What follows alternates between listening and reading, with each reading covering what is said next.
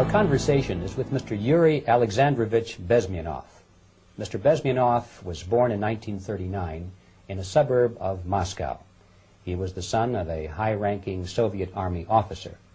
He was educated in the elite schools inside the Soviet Union and became an expert in Indian culture and Indian languages.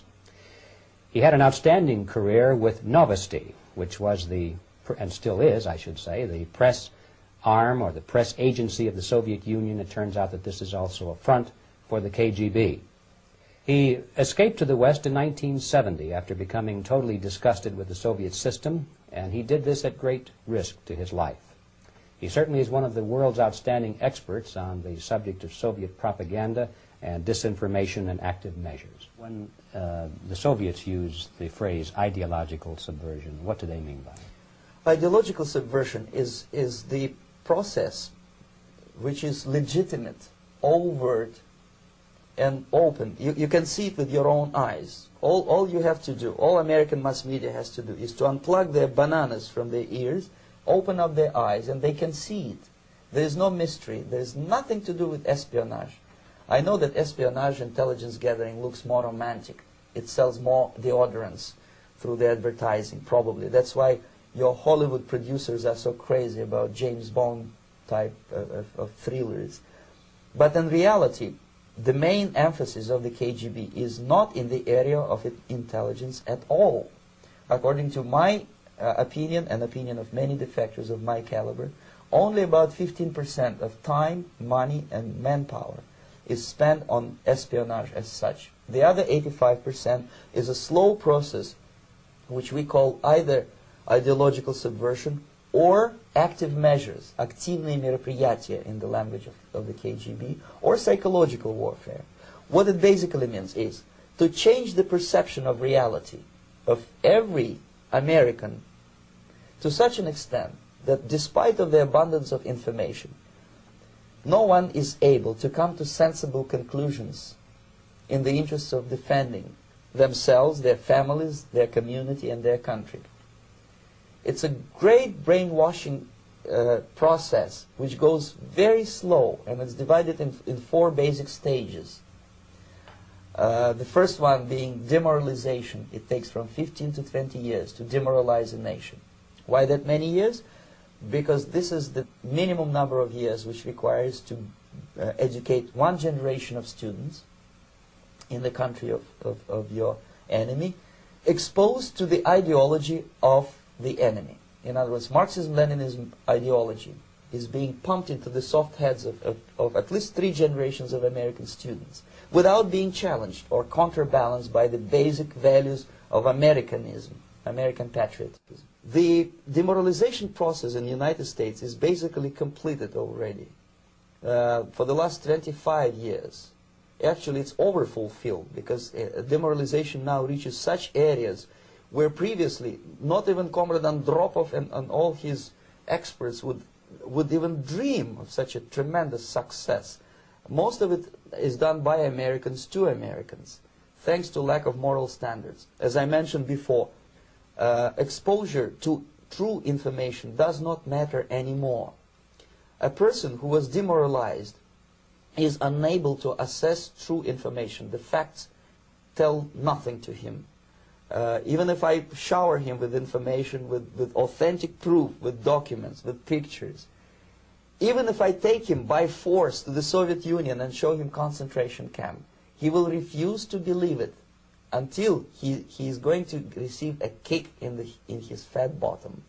When a military boot crashes his, then he will understand, but not before that. That's the tragic of the situation of demoralization. So the next stage is destabilization. This time, subverter does not care about your ideas and the patterns of your consumption. Whether you eat junk food and get fat and flabby, doesn't matter anymore. This time, and it takes only from 2 to 5 years to destabilize a nation, what matters is essentials: economy, foreign relations, defense systems. And you can see it quite clearly that in some areas, in such sensitive areas as defense and economy, the influence of Marxist-Leninist ideas in the United States is absolutely fantastic. I could never believe it 14 years ago when I landed in this part of the world that the process will go that fast. The next stage, of course, is crisis. It may take only up to 6 weeks to bring a country to the verge of crisis. You can see it in Central America now. And after crisis, with a violent change of power, structure, and economy, you have so-called the period of normalization. It may last indefinitely. Normalization is a cynical expression borrowed from Soviet propaganda. When the Soviet tanks moved into Czechoslovakia in '68, Comrade Brezhnev said, "Now the situation in brotherly Czechoslovakia is normalized." This is what will happen in the United States if you allow all these schmucks to bring the country to crisis, to promise people all kind of goodies and the paradise on earth, to destabilize your economy, to eliminate the principle of free market competition, and to put a big brother government in Washington, D.C., with benevolent dictators like Walter Mondale, who will promise lots of things, never mind whether the promises are fulfillable or not. Your leftists in the United States, all these professors and all these beautiful civil rights defenders, they are instrumental in the process of the subversion only to destabilize the nation. When their job is completed, they are not needed anymore. They know too much. Some of them, when they get disillusioned, when they see that Marxist-Leninists come to power, obviously they get offended.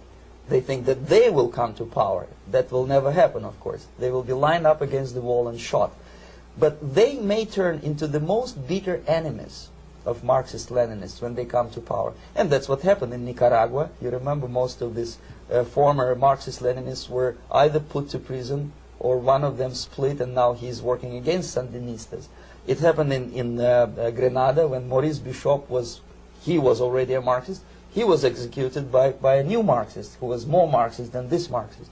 Same happened in Afghanistan when first there was Taraki, he was killed by Amin, then Amin was killed by Babrak Karmal with the help of KGB. Same happened in Bangladesh when Mujibur Rahman, very pro-Soviet leftist, was assassinated by his own Marxist-Leninist military comrades. It's the same pattern everywhere. It's divided in 4 basic stages: demoralization, destabilization, crisis, normalization. They will be lined up against the wall and shot, wall and shot, wall and shot.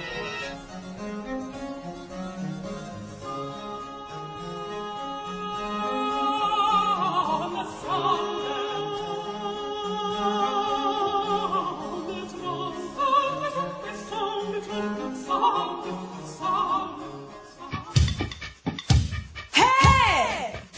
Is this my turn? You want me to sing now? Okay.